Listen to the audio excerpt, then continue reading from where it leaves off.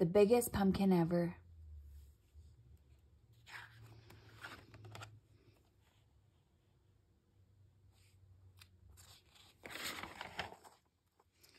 The Biggest Pumpkin Ever by Steven Kroll, illustrated by Jeni Bassett.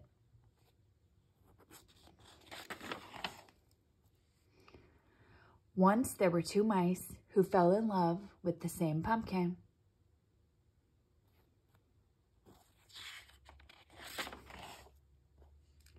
Clayton the house mouse noticed it one day in the vegetable garden. It was still little and green, but Clayton thought he could make it grow really big. It might even get big enough to win the grand prize at the town pumpkin contest. Desmond the field mouse discovered the pumpkin the same day. He thought that if he helped it grow, it could become the biggest jack-o'-lantern in the neighborhood.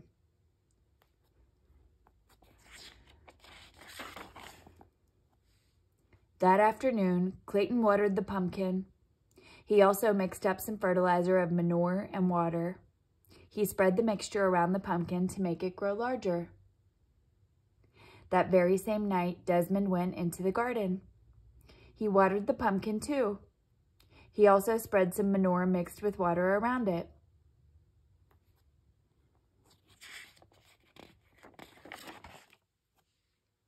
"My goodness," said Clayton's mother, "and it's not even full grown." Clayton shrugged. "All I do is water it," he said. Clayton's mother whispered in his ear. "If you want the pumpkin to grow bigger faster," she said, "you should use sugar water." That night, Desmond brought his brother Morris to see the pumpkin. Morris knew everything there was to know about growing things. "That's some pumpkin," he said. Desmond shrugged. "All I do is water it," he said. Morris whispered in his ear. "You should try using sugar water," he said.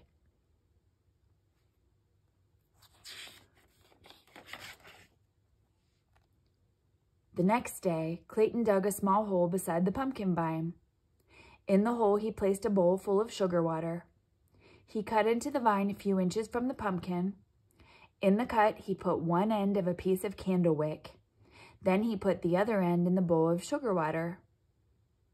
That night, on the other side of the pumpkin, Desmond did exactly the same thing.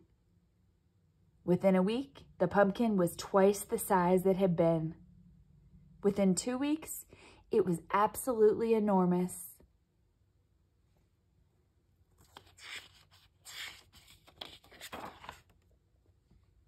Clayton was amazed.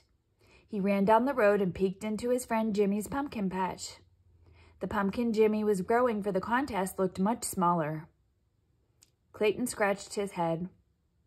"I have an amazing pumpkin," he said out loud, "and I think I'm going to win the contest." That night, Desmond and his brother Morris spent a long time looking at the pumpkin.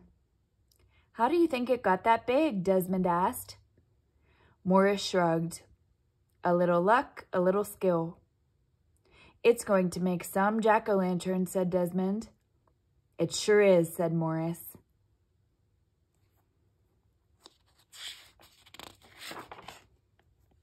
A week later, Clayton noticed the pumpkin was bigger than the family car. During the day, everyone he knew came by to admire it. And at night, all the field mice gathered round to do the same. By now, summer was almost over. In a week, the pumpkin would be full grown and start turning yellowish and then orange. A few weeks after that, it would be ripe and ready for the pumpkin contest. Clayton could hardly wait. The pumpkin was growing so fast it would soon be larger than his house. Then he had a terrible thought. If the pumpkin was so big, how would he get it to the contest? It wouldn't fit in his red wagon. It wouldn't even fit in a truck. Clayton decided to worry about this when the time came.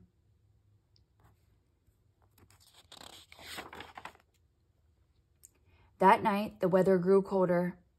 Thinking there might be an early frost, Clayton rushed out to the pumpkin with his blanket. One was not enough. Soon he was rushing back and forth, carrying all the blankets from the house. As he worked, he hummed a little song, and as he hummed, he heard someone else singing. He also began to realize that someone else was covering the pumpkin with blankets. Desmond, too, had seen the danger of an early frost. He, too, had brought blankets for the pumpkin. And as he worked, he sang a little song. And as he sang, he began to realize that someone else was working and humming.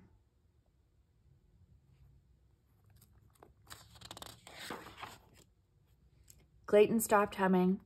He put down his pile of blankets and peered around the corner of the pumpkin. Desmond stopped singing.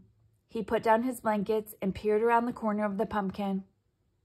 The two of them bumped heads and fell down. "You've been feeding the pumpkin," said Clayton. "You've been feeding the pumpkin," said Desmond. "That's why it got so big," said Clayton. "That's why it got so big," said Desmond. They burst out laughing.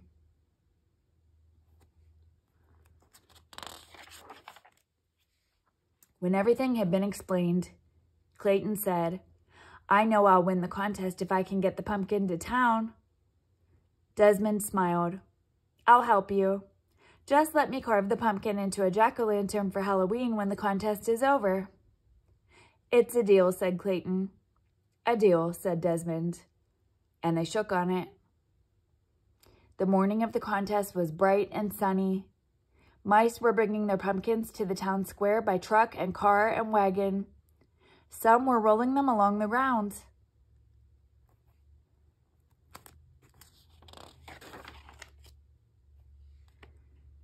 Suddenly, they all stopped short. Over the fields came the biggest pumpkin anyone had ever seen. It was being pulled by 100 field mice on motorcycles.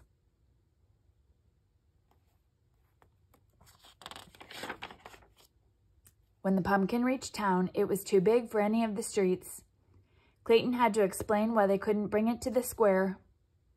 The mayor understood at once. He led the crowd to the giant pumpkin and pinned the first prize ribbon on its side. Then everyone danced around it. "Who would have believed this?" said Clayton as he danced. "Who would have believed this?" said Desmond at the same moment.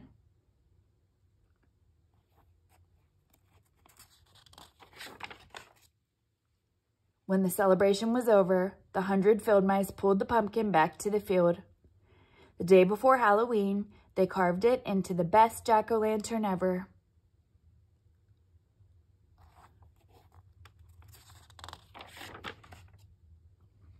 And on Halloween night, its wonderful smiling face could be seen glowing for miles around.